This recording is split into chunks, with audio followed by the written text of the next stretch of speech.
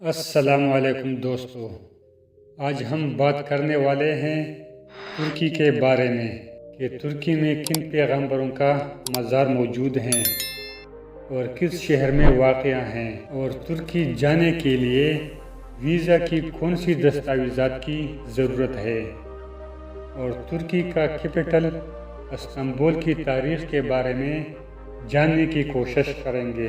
سب سے پہلے استنبول کی بات کر رہے ہیں۔ استنبول ترکی کا سب سے بڑا شہر اور ثقافتی مرکز ہے۔ یہ شہر فن تعمیر، متحرک ثقافت اور لذیذ کھانوں کے لیے جانا جاتا ہے۔ استنبول میں کرنے اور دیکھنے کے لیے بہت سی چیزیں ہیں، جیسے آیا صوفیہ، بلیو مسجد، توپکاہی محل اور گرینڈ بازار۔ استنبول کی تاریخ بہت طویل اور پیچیدہ ہے، جو تقریباً 3000 سال پرانی ہے۔ یہ شہر مختلف دور میں مختلف ناموں سے جانا جاتا تھا، جیسے بازنطین اور قسطنطنیہ۔ استنبول نے سلطنت عثمانیہ کے دارالحکومت کے طور پر بھی خدمت انجام دیں۔ آج استنبول ایک جدید شہر ہے، جس میں قدیم اور جدید کا انوکھا امتزاج ہے۔ استنبول 3 عظیم سلطنتوں کا دارالحکومت رہا ہے: رومن، بازنطینی اور عثمانی۔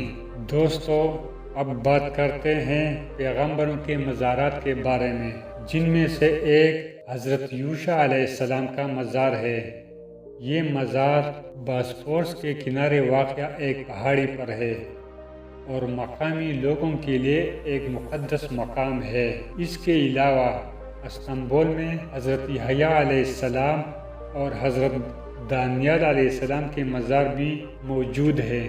اب بات کرتے ہیں سلطنت عثمانیہ۔ سلطنت عثمانیہ ایک طاقتور سلطنت تھی، جس نے 1299 سے 1922 تک حکومت کی۔ یہ اناطولیہ میں قائم ہوئی اور اپنے عروج کے دوران جنوب مشرقی یورپ، مغربی ایشیا اور شمالی افریقہ کے بیشتر حصے پر محیط تھی۔ سلطنت عثمانیہ نے دنیا کی تاریخ پر گہرا اثر ڈالا۔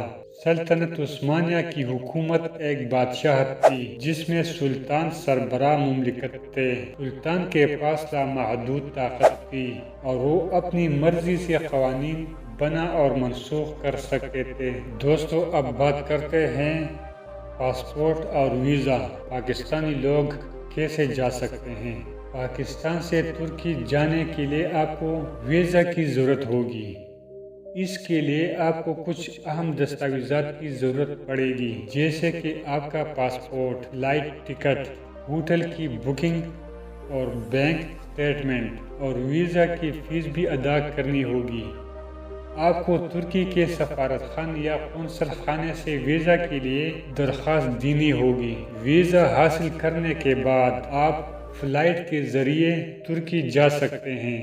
ترکی میں پاکستانیوں کی بڑی تعداد رہتی ہے اور مختلف شعبوں میں کام کرتی ہے۔ کچھ پاکستانی ترکی میں کاروبار کرتے ہیں، جبکہ دیگر ہوٹلوں اور تعمیراتی شعبے میں ملازمت کرتے ہیں۔ کچھ پاکستانی ترکی میں تعلیم بھی حاصل کر رہے ہیں۔ دوستو، یہ تھی آج کی شارٹ سی ویڈیو۔